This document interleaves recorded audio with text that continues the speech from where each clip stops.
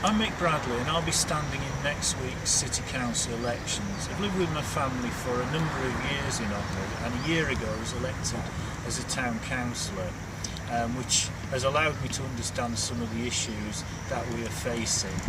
We live in a beautiful town, we've got a fantastic green belt surrounding us, but we do have a number of issues such as housing development. You can see behind me, and on Boxing Day last year we had terrible flooding in the properties behind. What we need to do is work together, stop political point scoring, and actually work together for residents' best interests.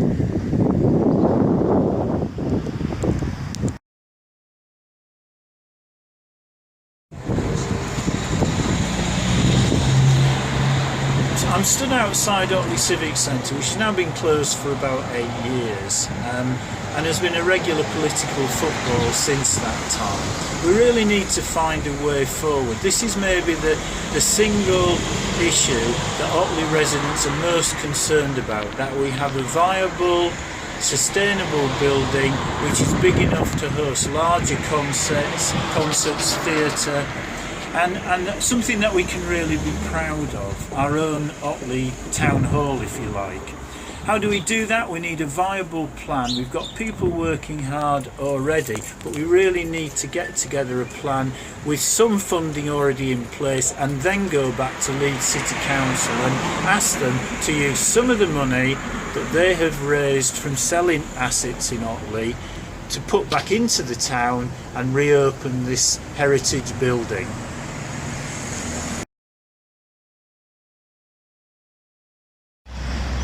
Take 3 on our tour of Otley. Imagine in the future, where we are now on the old railway line, this will become the Wharfdale Greenway. We'll have leisure cycling for the family.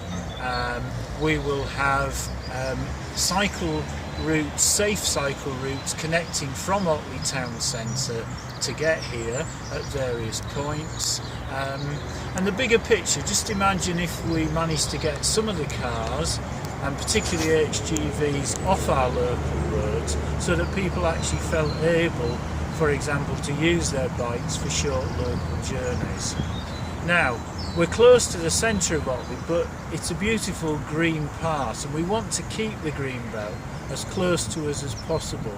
We need to make sure that any housing developments that happen in the future are sustainable and don't actually take away the enjoyment of our local environment, and that we keep our biodiversity in, for example, by developing areas like Gallows Hill, which I'm pleased to say the current town council, following on from the last town council, is doing its best to develop and preserve.